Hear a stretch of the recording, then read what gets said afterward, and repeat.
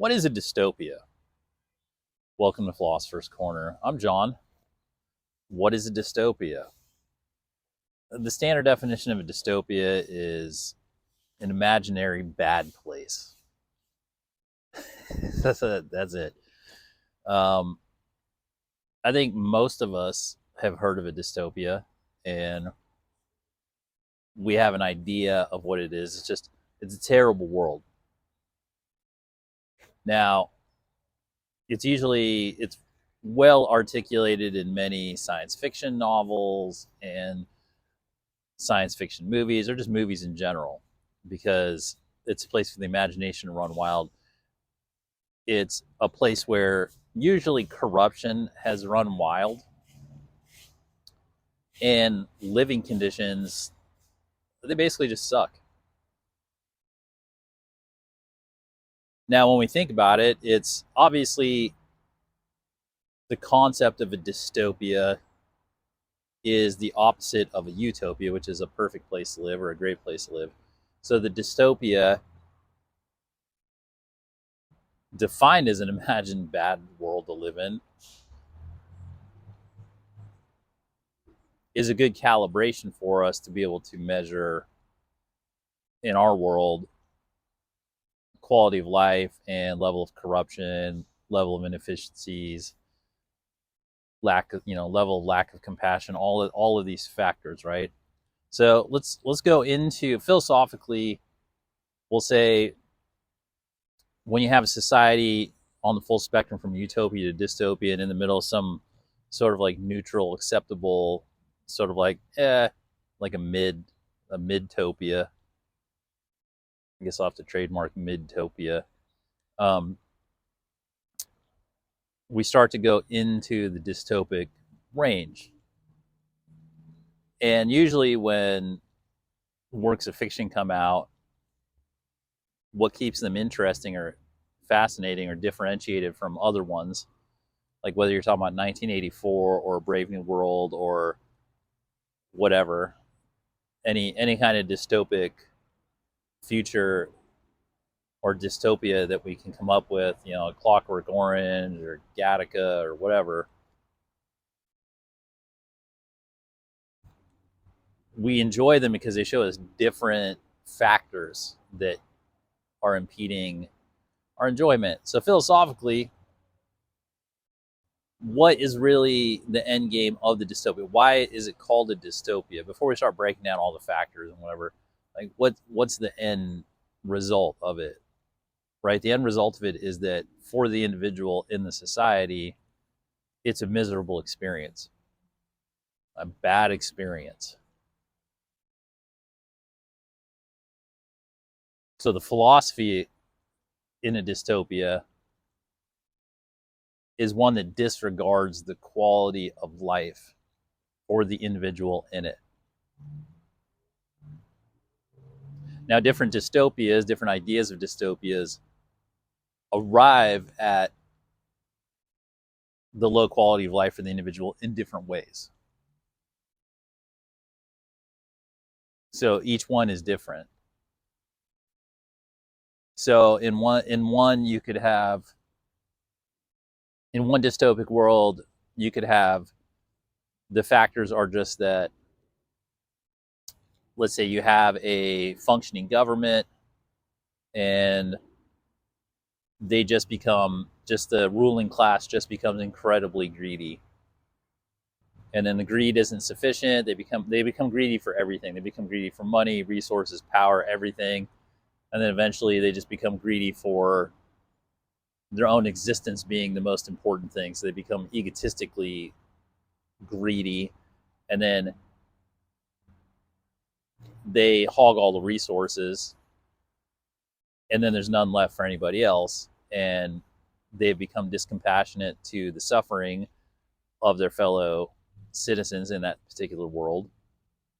Or even worse, they grow sadistic, and not only do they grow discompassionate to the needs of those particular citizens, but then they actually enjoy living off of their pain, which then really accelerates a dystopia. or not only are they taking everything, but now they're like enjoying the lack of resources and the pain it's causing their fellow citizens. And usually when they get to that point, the mechanisms for the disempowered people have been so removed that the powerful people are essentially insulated from any sort of reprisals. And then that continues the evolution of that power gap. So that's one example of a dystopia. You can have another example where you can have a post-apocalypse dystopia, right? Where a Mad Max scenario where, okay, actually the governments are essentially in disarray and the world's been reduced to some sort of scattered tribalism and savagery, and except for a handful of warlords, it basically is a terrible life for everybody. There's no safety, there's no organization, there's no actual rule of law. There's occasional tribal councils and inconsistent application of ethics, shifting ethics. Nothing is solid. Everything's insecure. Everything's unstable. There's no protection from nature. There's no protection from man. And although it's like, in some ways, it's even worse than savage, because you have the hope of better. You have the knowledge that there is better. But in that world, the world has fallen from grace. It has fallen from knowledge, and it's now mired in savagery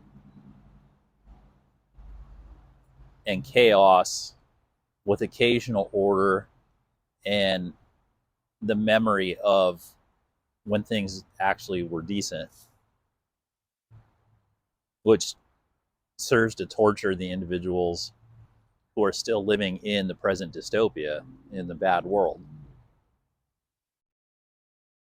And that would be a unique dystopia where you phased out of like at least a decent world, a midtopia, and then you've gone into a dystopia. And then you have ones that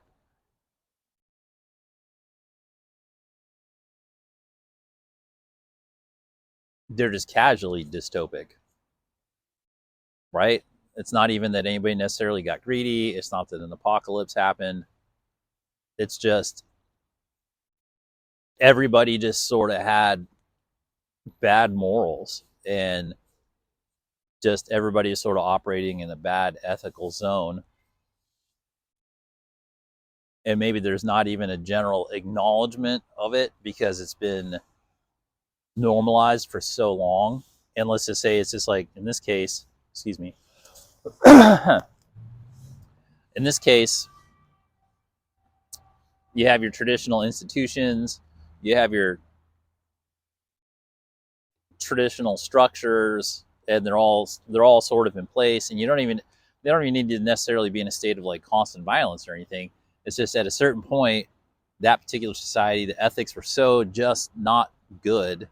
They had bad ethics for so long, and they've been codified for so long that nobody even necessarily knew that they were like bad.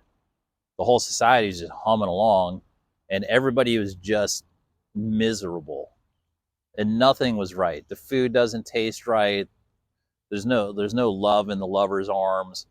The parents don't really care about the children. The government doesn't really care about the people. The people don't really care about the government. Nobody really cares about anything. There's general apathy and malaise and casual badness everywhere that has even been absorbed into the economy. Like also all sorts of immoral acts are now casually just part of the economy, and it just puts everything on a low, miserable simmer. But in that particular dystopia, because there haven't been any outlandish things, like the government didn't engage in genocide, or the power gaps they may be there, but they're not so extreme that the citizenry is aware of them, and and nobody really people kind of like forgot how to do the right thing. People forgot how to do good. And in that scenario, they're disconnected from any sort of moral source. Like, they're not even close to God. They're not even close to infinite intelligence. They're not even close to the natural law. They're so disconnected from anything good, because at that point, anything good makes them feel bad.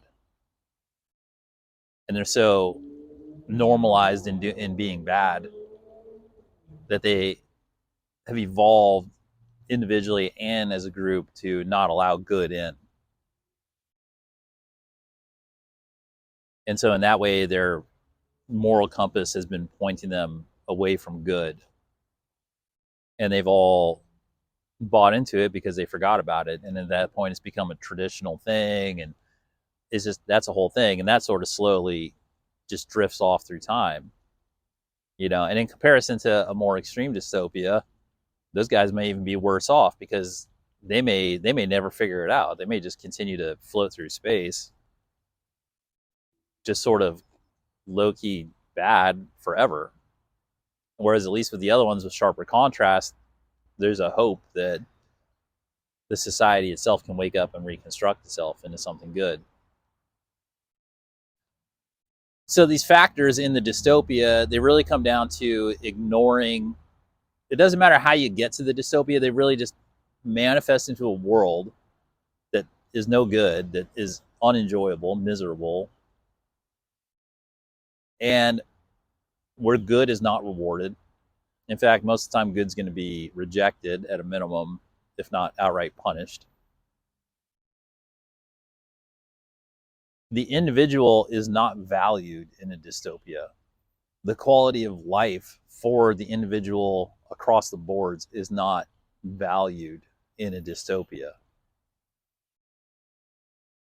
In fact, in a dystopia, most of the time, when we imagine when the individual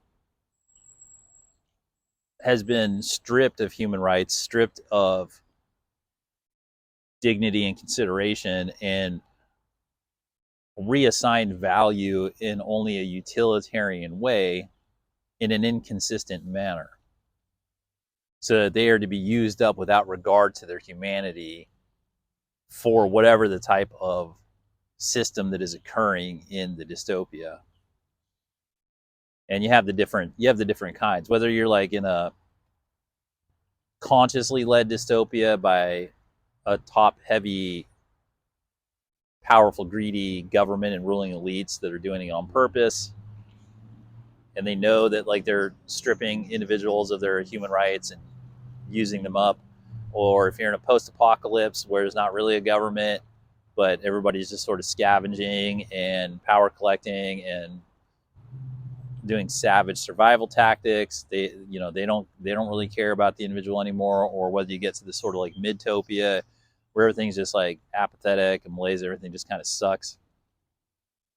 They don't care about the individual. In fact, in the midtopia, almost none of the individuals even care about themselves.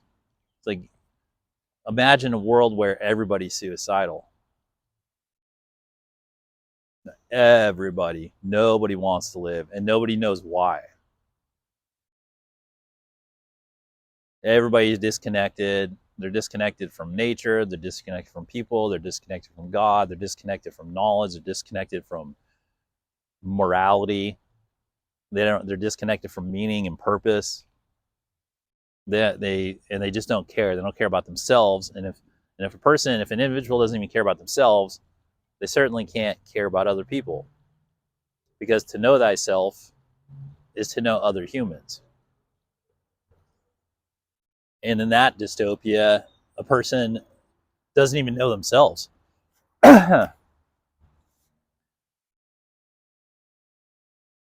Now, comparing the dystopias, it doesn't really matter in terms of once you're in a dystopia, life sucks. But the different ways that they prop up are fascinating. and they give us cautionary tales. And it's a good use of our imagination to be able to sort of pre-identify these factors, structures, systems, relationships that can contribute essentially to the degradation of the individual and the importance of the individual's quality of life and their human rights and their dignity. Because that is really the difference between the fundamental difference between a dystopia and a utopia is just the focus on the quality of life for the individual. Period. Because that's where the rubber meets the road, is in the life experience and the quality of the life experience. So even though they say a dystopia is a imaginary world or a place in the excuse me again. Sorry about this.